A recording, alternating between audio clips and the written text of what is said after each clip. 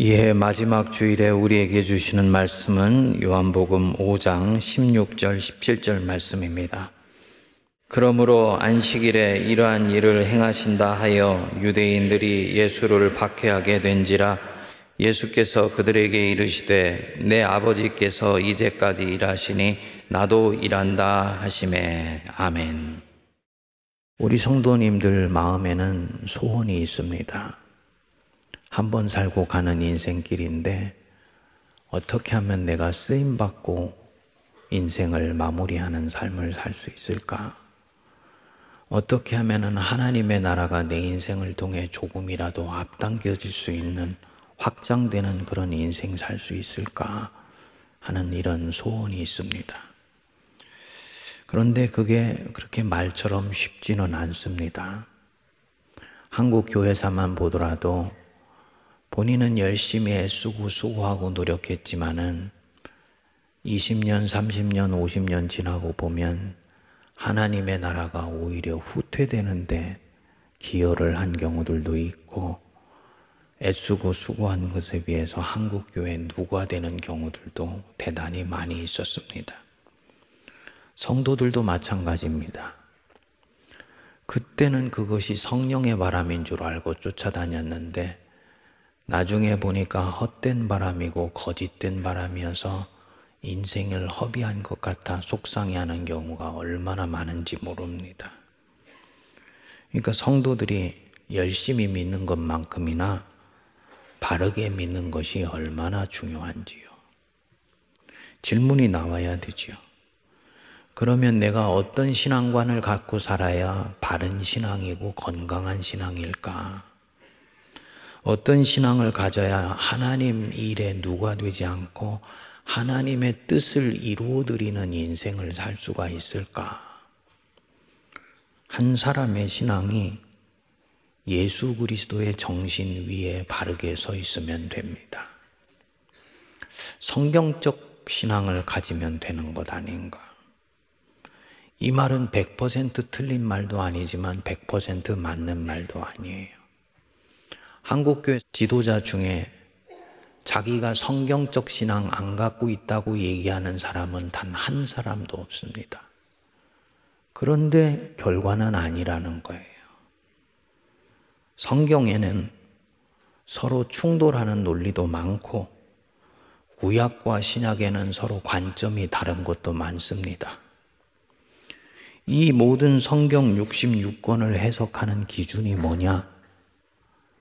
예수 그리스도. 예수 그리스도. 그래서 신약과 구약이 충돌하면 신약이 우선이고요. 신약의 빛에 비추어서 구약 성경을 해석하는 것이 개신교의 성경 해석학이에요. 신약 중에서도 예수님이 본격 주인공이신 이 복음서와 바울의 서신, 그 중에서도 로마서와 갈라디아서가 캐논 인 캐논, 정경 안의 정경입니다. 이게 루터와 칼빈의 종교개혁 정신에서 나온 성경 해석학의 원리입니다. 그러니까 우리가 이 복음서를 묵상하면 그 안에서 끊임없이 우리가 물어야 됩니다. 예수님의 핵심 정신이 무엇인가? 이게 되어야 이 사람의 신앙이 건강하고 다른 사람을 살리고 자기 인생에서 하나님의 나라를 확장할 수 있는 신앙의 길이 만들어지게 됩니다. 오늘 본문에 보면 예수의 핵심 정신을 알 수 있는 갈등 장면이 하나 나옵니다. 예수님이 베데스다 연못가에서 배회하는 38년 된 병자 하나를 살리셨는데 공교롭게도 그날이 안식일이었습니다. 유대인의 법에서는 안식일에는 하면 안 되는 금지 목록이 39가지나 있었어요. 바느질을 해서도 안 되고, 불을 피워서도 안 되고, 무거운 것을 들고 걸어가서도 안 되고, 500m 이상 되는 거리는 걸어 다녀서도 안 됩니다. 이 39가지 목록의 공통적인 특징이 뭐냐면 모두가 다 노동금지 목록에 해당되는 것입니다. 그런데 우리 예수님이 빤히 안식일인 줄 알면서 이 사람의 병을 고쳐줬어요. 치료행위라는 노동행위를 한 거예요. 그리고 거기다가 요한복음 5장 8절에 보시면 일어나 네 자리를 들고 걸어가라 명령하셨습니다. 안식일에 지금 병 고쳐주는 것도 큰일 나실 일을 한 것인데 들 것 들고 무거운 것 들고 움직이라고 명령하신 거예요.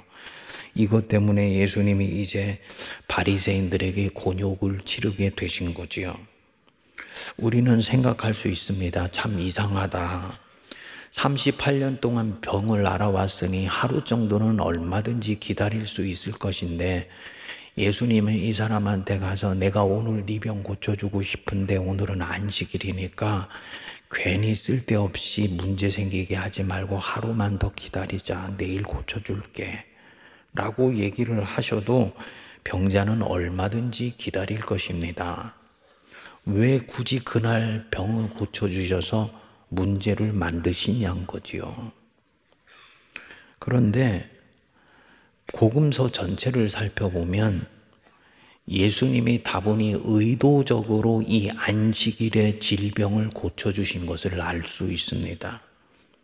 5장 16절에 보시면 그러므로 안식일에 이러한 일을 행하신다 하여 유대인들이 예수를 박해하게 된지라 라고 말씀합니다. 헬라어 원어를 보면 과거 진행형으로 나와 있습니다. 영어로도 과거 진행형이에요. Jesus was doing. 한 번 하고 끝난 것이 아니라 계속하고 있었다 이 얘기죠. These things. 베데스다 연못가에 환자 한 명 고쳐줬으면 단수일인데 몇 가지를 반복해서 치료 행위를 해왔기 때문에 복수로 쓴 거예요. 그러니까 베데스다 연못가에 환자 한 명만 고쳐준 것 아니라 이런 일을 여러 차례 지금 반복하고 있었다는 거지요. 그것 때문에 유대인들이 예수를 박해하게 되었다는 겁니다. 5장 18절에도 똑같이 나옵니다. 안식일을 범할 뿐만 아니라 그랬는데 헬라어로는 보니까 현재 완료 시제를 썼습니다. 과거에서 있었던 일이 지금까지 계속되고 있다라는 말입니다. 다시 말하면 이번이 처음이 아니고 과거부터 현재까지 쭉 예수님이 안식일을 범해왔다. 어떻게? 병 고쳐주는 일로. 과도한 해석이 아닌가? 아니에요. 요한복음에 병자 고쳐주는 장면이 요한복음 5장하고 요한복음 9장에 나와요. 5장에 베데스다 연못가에 38년 된 병자 고쳐주는 장면, 그리고 9장에 보면은 날 때부터 맹인된 사람 고쳐주는 장면 나와요. 근데 공교롭게도 두 날은 모두 안식일이었습니다. 9장 14절에 보시면 예수께서 진흙을 이겨 눈을 뜨게 하신 날은 언제라고요? 안식일이라. 우연의 일치일까요? 절대 그렇지 않습니다. 마가복음 2장에 보면 예수님과 제자들이 안식일에 밀밭 사이로 지나가시다가 배가 고프시니까 그 벼이삭을 따서 먹었어요. 가만히 예수님을 그동안 지켜보았던 바리새인들이 발끈합니다. 저들이 어찌하여 안식일에 하지 못할 일을 하나이까? 예수님이 이들에게 말씀하세요. 안식일이 사람을 위하여 있는 것이요 사람이 안식일을 위하여 있는 것이 아니니 이러므로 인자는 안식일에도 주인이니라.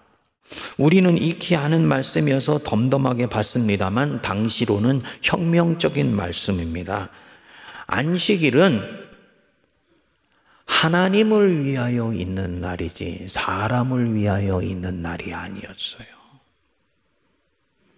사람을 위해 안식일이 있다고는 꿈에도 이들은 생각하지 않았습니다. 안식일의 주인은 하나님인데 인자가 안식일의 주인이라니. 그리고 예수님이 회당에 들어가셨습니다. 사람들이 이제 얼마나 더 촉각이 곤두서서 이 예수님을 지켜보았을까요? 그런데 거기 때마침 손 마른 사람이 있는 거예요. 손이 말라서 쪼그라드는 병이 걸린 것이지요. 마가복음 3장 2절에 보면 사람들이 예수를 고발하려 하여 안식일에 그 사람을 고치는가 전부 주시하고 있는데 예수님이 이들의 마음을 알고 있으면서도 도발이라도 하는 듯이 이 환자를 가운데 세우고 일어나게 했어요. 그리고 이들에게 말씀합니다. 안식일에 선을 행하는 것과 악을 행하는 것, 생명을 구하는 것과 죽이는 것, 어느 것이 옳으냐? 우리는 이 말씀을 들으면서 당연히 선을 행하는 것이 옳고 생명을 살리는 것이 옳은 것이지 라고 말합니다만, 그렇게 말하는 우리를 놓고 당시 사람들은 당신 인본주의자야 라고 말을 했을 것입니다. 당시 사람들은 안식일을 이런 식으로 생각하거나 접근하는 것을 한 번도 상상해 본 적이 없습니다. 안식일은 무엇인가를 하면 안 되는 날이라고 생각했지 무엇인가를 할 수 있는 날이라고는 생각하지를 않았던 겁니다. 그러니까 예수님이 던지는 이 질문이 얼마나 당혹스러우면서도 황당하게 들렸겠습니까? 3장 4절에 보면 그들이 잠잠하거늘, 옳은 말 하기 때문에 변론할 말이 없어서 잠잠한 것이 아니에요. 이들은 이때까지 이런 식으로 질문해 보거나 생각해 본 적이 한 번도 없기 때문에 잠잠한 것입니다. 그런데 그 뒤에 주님이 말씀하시지요. 5절을 보면 그들의 마음이 완악함을 탄식하사 노하셨다. 좀 맥락이 이상해요.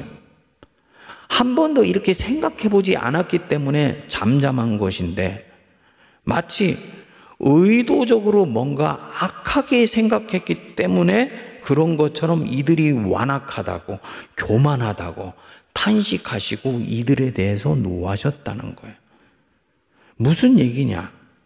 안식일을 선을 행하고 생명을 살리는 날로 생각하지 않는 자체가 마음이 완악하고 교만한 것이다.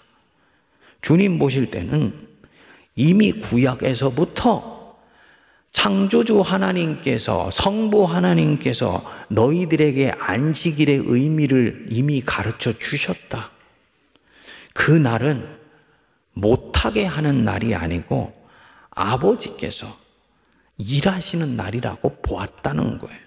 너희들이 의도적으로 아버지의 뜻을 너희 인위적으로 입맛에 맞게 왜곡했다라고 주님이 보시니까 그 마음이 완악하다고 탄식하시고 노하셨다는 얘기죠.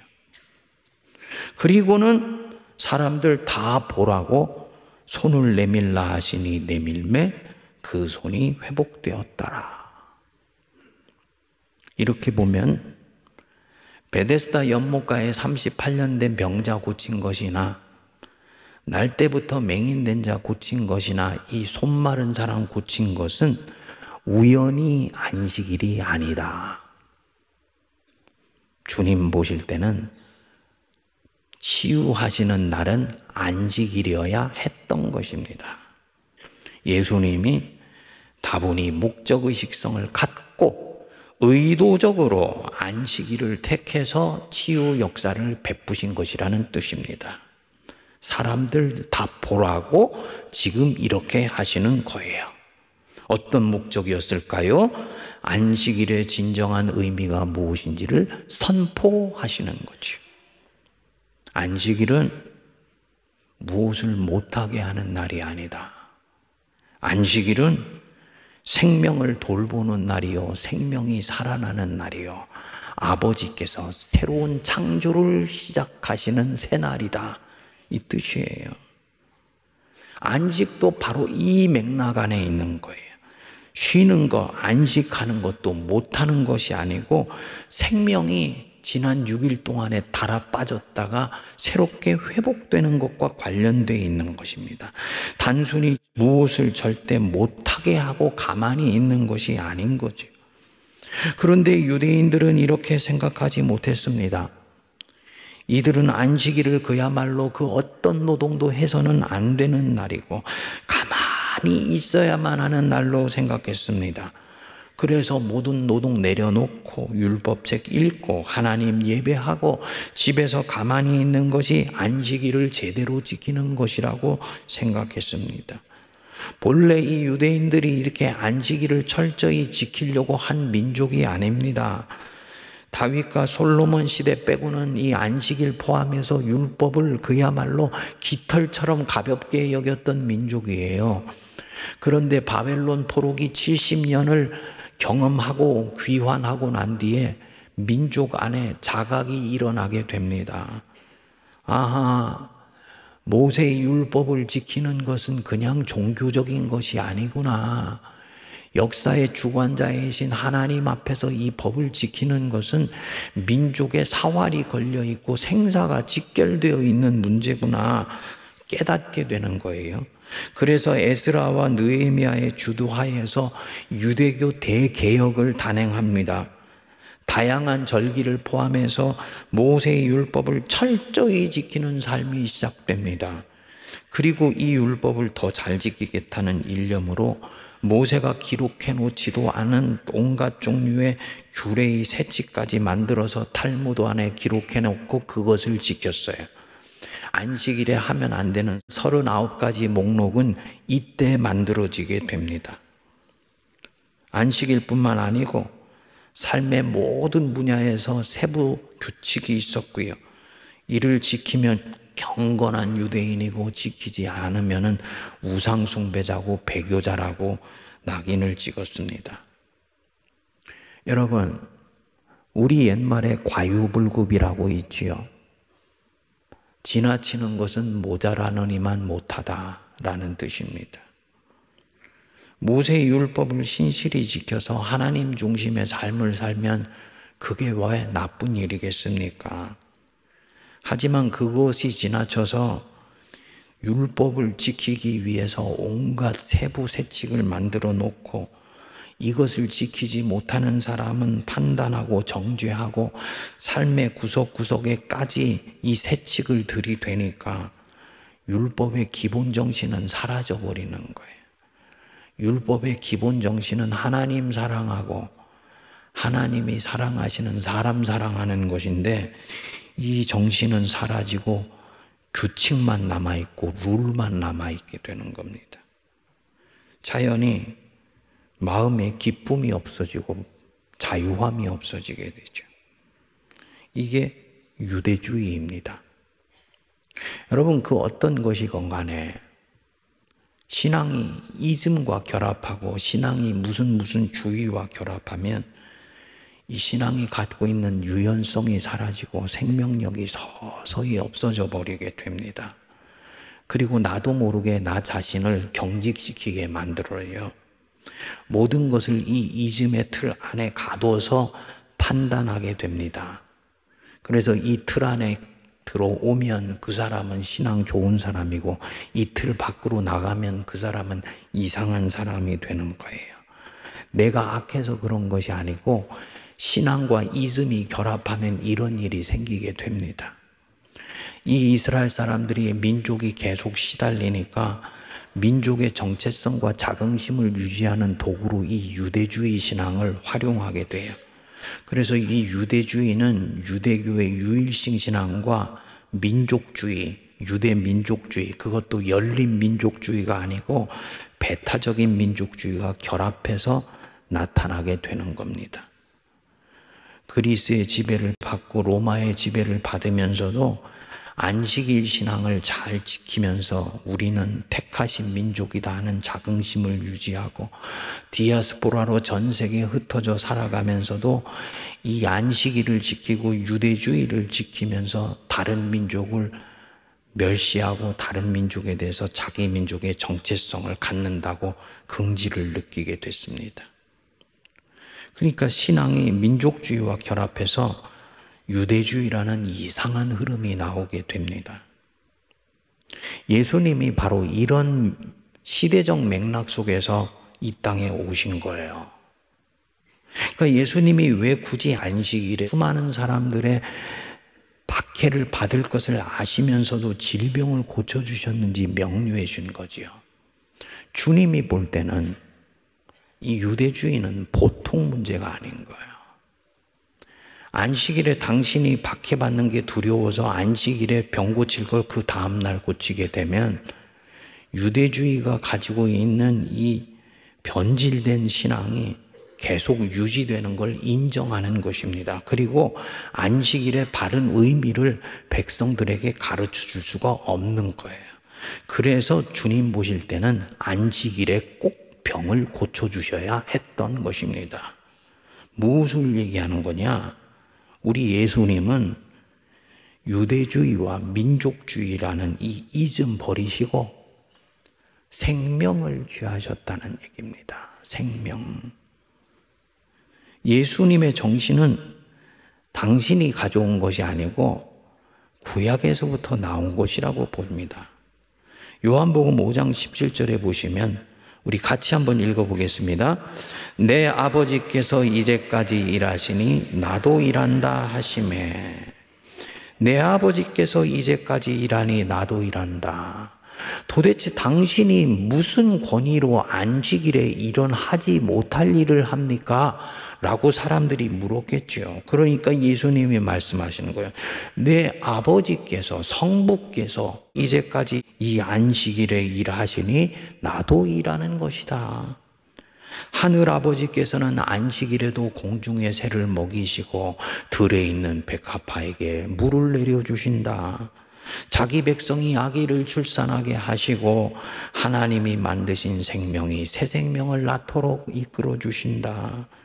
안식일에도 그분은 생명을 사랑하시고 생명을 살리시며 생명을 풍성히 하는 일을 멈추지 아니하신다. 하나님이 그렇게 일하시니 나도 하나님 따라 생명을 살리고 돌보는 일을 하는 것인데 그것이 뭐가 잘못됐다는 말이냐? 이 대목은 신학적으로 엄청나게 중요한 의미가 있습니다. 예수님의 정신에서는 하나님을 경배하는 일과 사람을 사랑하는 일은 충돌하지 않습니다. 예수님께는 하나님 경외와 생명을 존중하는 일은 항상 같이 가게 돼요. 진정으로 하나님을 경외한다고 하면서 사람을 사랑하지도 않고 생명을 존중하지도 않는다. 이 사람은 지금 하나님을 경외하고 있는 게 아니에요. 잘못된 하나님 경외입니다. 지금은 많이 없어졌습니다만 옛날에는 한국교회 지도자 중에 일본에 지진이 나거나 쓰나미가 나면 꼭 한마디 하는 분이 있었지 않습니까? 일본이 하나님을 믿지 않으니 하나님께서 재앙을 내리셔서 저런 일이 생긴 것이다. 여러분, 이웃의 재앙에 대해 그렇게 쉽게 종교적으로 판단하는 건 절대적으로 신앙적이지 않습니다. 이웃의 고통을 먼저 긍휼히 여기고 불쌍히 여겨야지요. 가슴 아프게 생각해야지. 어떻게 거기에 종교적 해석을 들이대서 그 고난의 원인을 단순화시킵니까? 교회 안에서도 이런 일들은 일어나요. 지금까지 일어나요. 우리 교인들 중에서는 자신이 병이 걸려도 그것을 오픈하지 않는 성도들이 있습니다. 오픈을 하셔서 같이 기도도 하고 중보도 하셔야죠. 왜 그 질병의 고통을 혼자 짊어지려고 하세요? 그분이 그래요. 목사님, 사람이 하나 병이 걸린 것을 놓고도 온갖 해석이 많습니다. 성도들이 그런다는 거예요. 멀쩡하신 장로님이 저런 병 걸린 거 보니까 뭔가 우리가 알지 못하는 하나님께 범죄한 것이 있어서 하나님이 저런 병 주신 거 아니야. 이런 얘기 듣기 싫어서 오픈 안 한다는 거예요. 그런 얘기가 공동체 안에 도는 것 자체가 이 공동체 안에 유대주의가 가득 차 있다라는 것을 말할 수 있는 거예요. 형제가 아프고 고통하면 긍휼히 여기고 그를 위해 기도해 주는 것이 우선이지, 그가 가진 그 고통의 원인이 어디 있는지를 파고 들어가는 것이 왜 우리의 첫 번째 관심사가 되어야 되겠습니까? 물론요, 질병이 걸리면 그 사람은 먼저 스스로 물어야 돼요. 저는 제가 감기가 오거나 몸살만 와도 하나님께 먼저 물어요. 하나님, 혹시 제가 미처 깨닫지 못하고 주님께 범죄한 것이 있어서 이런 일이 왔다면 깨닫게 해주세요. 이것은 하나님과 나와의 관계에서는 굉장히 건강한 질문이에요. 하지만 내가 가진 이 잣대를 다른 누군가에게까지 동일하게 들여대는 것은 절대로 하나님을 경외하는 것도 아니고 하나님을 사랑하는 것도 아니에요. 하나님께 영광 돌린다 하면서도 그분이 죽기까지 사랑하신 사람의 일에 대해서 함부로 얘기하면 하나님 영광 받지 않으십니다.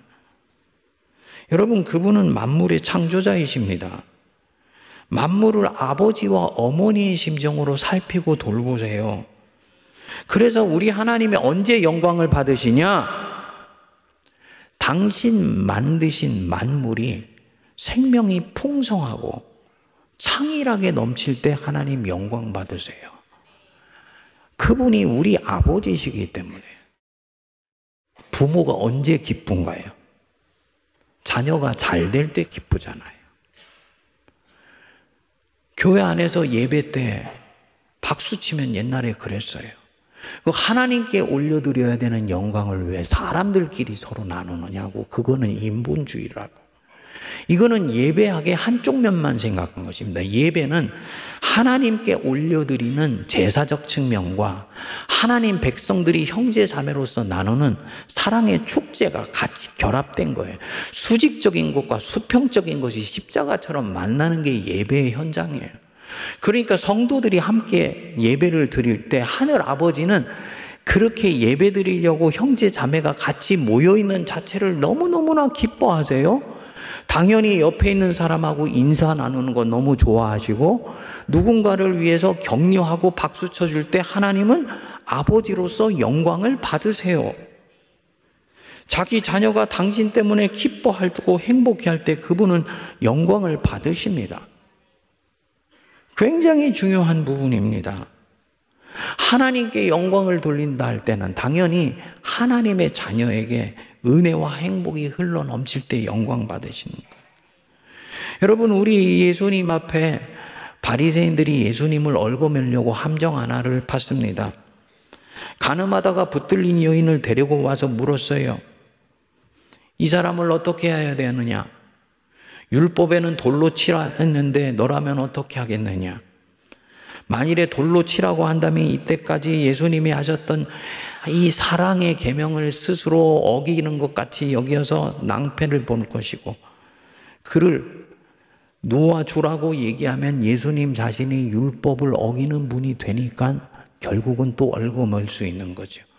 바닥에다가 무엇을 쓰시다가 예수님이 슬그머니 일어나셔서 말씀하셨어요. 너희들 중에 죄 없는 자가 돌로 치라. 이 얘기는요, 다른 사람에게로 가고 있는 그 시선과 손가락이 너희들 자신에게로 먼저 향할 때 그것이 진정으로 하나님 앞에 정직한 자라는 얘기입니다. 바리새인들이 생각해 보니 죄 없는 자 하나도 없거든요. 아, 죄는 결국은 들킨 죄와 안 들킨 죄가 있을 뿐이지 죄 있는 자와 없는 자가 구분되는 게 아니구나. 스스로들 양심의 가책을 느껴서 돌을 내려놓고 한 사람씩 예수님을 떠났어요. 예수님이 거기까지 하고 이 여인 보냈으면은 예수님은 온종주의자예요. 예수님이 이 여인의 눈을 똑바로 보면서 말씀하셨어요. 너를 고소하던 자가 어디 있느냐? 가서 다시는 죄를 짓지 말아라. 아마 이 여인은 예수님의 그 말씀이 심장의 비수처럼 꽂혔을 것입니다. 자기를 구해주신 것도 너무 감사하고 그 따스한 눈빛도 감사한데 그 따스한 눈빛을 갖고 자기 안에 있는 죄를 얽어매어서 포박하고 그 죄에서 노임받게 해주는 능력이 있는 것에 얼마나 감사했을까요? 사랑하는 여러분, 우리가 스스로를 깊이 돌아볼 대목입니다. 지금 우리 한국교회 안에는 한국교회를 좀먹는 심각한 사조가 있습니다. 21세기형 유대주의예요. 교리학에서는 이것을 일컬어서 근본주의 신앙이라고 말을 합니다. 많은 경우 성도들은 본인이 복음주의 신앙을 갖고 있다고 생각하는데 사실은 이 유대주의적 근본주의하고 아주 유사한 경우가 많이 있습니다. 유대주의가 유일신앙과 민족주의가 결합한 것이듯이 근본주의는 기독교 신앙이 특정한 정치적 신념이나 문화적 신념과 결합한 거예요. 그래서 대중의 지지를 획득하고 기독교 신앙 대중들을 임의로 휘둘러 갑니다. 근데 이것이 결과적으로는 내 신앙을 경직시키고 신앙을 정치의 도구로 사용하게 만들어요. 결정적인 문제는 뭐냐? 이게 교회를 한 차례 휩쓸고 지나가면 교회 안에 성령의 역사가 사라져요. 교회가 급속한 쇠퇴를 경험하게 됩니다. 독일 나치즘이 민족주의의 얼굴을 하고 기독교와 결합해서 한 차례 쓰나미처럼 지나갔어요. 그 엄청났던 독일 교회 세력이 거의 10분의 1로 줄어들어 버리게 되었습니다. 미국의 근본주의 신앙이 지금 미국 중심주의라는 애국주의와 결합해서 트럼프주의를 만들어냈어요. 트럼프 2기가 시작됐어요. 벌써부터 그린랜드는 우리 땅이다 하면서 문제가 발생하기 시작해요. 한국을 포함해서 세계가 앞으로 얼마나 몸살을 앓게 될지 아무도 알 수가 없습니다. 우리 세문안교회 성도들은 깨어있기를 바랍니다. 세문안교회 성도들은 이 혼란스럽고 혼탁한 시대의 흐름 속에서 좌로나 우로나 치우치시면 안 돼요. 예수님이 그 안에 생명이 있었으니 그 생명은 사람들의 빛이라. 요한복음 1장 4절 말씀하셨죠. 어느 길로 가는 것이 옳은가? 교회에서 어떤 것을 할 때 어떤 것이 옳은 것이고 어떤 것이 그른 것인지 어떻게 하냐? 해도 되는 것 같고 안 해도 되는 것 같을 때 어떻게 판단하냐? 그 생명은 사람들의 빛이라. 생명이 역사될 수 있는 곳으로 가는 것이 하나님이 기뻐하시는 일이에요. 생명을 쫓아가는 것이 결국은 빛으로 나아가는 길이에요. 어떤 것이 하나님의 나라를 확장하는 데 더 도움이 되냐? 어떤 것이 더 생명을 살리고 생명을 풍성하게 하고 생명이 왕성하게 일어나게 하는 일이냐? 이걸로 판단하는 것입니다. 지금은 여러분들이 아무도 문제제기하지 않지만은 20년, 30년 전만 하더라도 전통교회 안에서 예배 때 드럼을 치고 전자악기를 하는 것이 과연 정말 맞는 것일까 놓고 예배학적으로 논쟁이 있었지 않습니까? 근데 결국은 한국교회가 그것을 허용했어요. 왜냐? 청년들은 우리와는 다른 음악적 감각을 갖고 있더라. 그들이 예수를 믿는데 예수를 믿는 자기 자신의 문화의 옷을 입고 자기를 발산할 수 있게 하는 것은 청년들과 젊은 세대를 살리는 데 굉장히 중요한 일이며 그들의 생명을 보듬는 결정적인 것이다. 그래서 하게 된 거예요. 만일에 우리가 전통을 기준으로 했다면 지금도 그거 하면 안 돼요. 왜냐? 옛날에는 있지도 않았고 하지도 않았으니까. 우리가 무엇인가 새로운 시도를 할 때 항상 이 부분들을 먼저 판단해. 이것이 그저 새 것이기 때문에 하는 것이냐? 아니면 이것을 했을 때 생명을 살리고 생명이 더 왕성해지게 하는 것이냐? 그 안에 생명이 있었으니 생명이 사람들의 빛이라. 이런 면에서 우리 세문안교회는 생명을 쫓아가는 교회 되기를 바랍니다. 주의나 이즘으로 판단하지 마세요. 정치인들이나 세상에 있는 악한 자들이 공중의 권세자들이 이즘이나 주의를 교묘하게 내 신앙 속에 집어넣어서 나를 휘둘리려고 해요. 그거 무조건 나쁜 것 아니지만 분별하셔야 돼요. 규칙을 따라가되 그 규칙이 생명을 살리는 대로 따라가도록 해야 돼요. 우리 예수님이 말씀하셨죠. 너희가 박하와 운양과 회양과 11조는 들으되 율법의 기본 정신인 정의와 믿음과 자비는 버렸다고. 그러나 이것도 행하고 저것도 버리지 말아야 할지니라. 사랑하는 여러분, 예나 지금이나 예수 정심의 핵심은 생명입니다. 이 생명 견고하게 보듬을 때 우리 세문안교회는 다시 살아서 역동하게 될 것입니다. 성도들 안에 신앙은 더 왕성해지게 될 줄 믿습니다. 기도하겠습니다. 하나님, 미련하고 아둔한 저희들을 용서하옵소서. 때때로 마귀가 우리에게 씌워주고 나타나는 그 가면에 우리도 쏘가 그릇된 바람을 쫓아가되 헛된 것인지도 모르고 거짓된 것인지도 모르고 쫓아갑니다. 시간이 지나보니 영혼은 곤고해졌으며 성령의 역사는 사라졌으며 내 안에 정죄하고 판단하는 도끼만 남아있는 경우들이 있습니다. 은혜를 내려주시고 우리는 오직 예수님만 쫓아가게 하여 주시옵소서. 백성들을 보시고 창자가 끊어질 정도로 아파하시며 긍휼히 여기셨던 그 마음이 우리들의 마음 되게 하시고 주님을 쫓아가는 예수 그리스도의 제자의 참 마음은 긍휼과 자비와 사랑의 마음 되게 하옵소서. 그래서 내 생명을 살리며 사는 사람의 생명을 보듬는 은혜로운 역사 나타나게 하옵소서. 예수님 이름으로 기도하옵나이다. 아멘.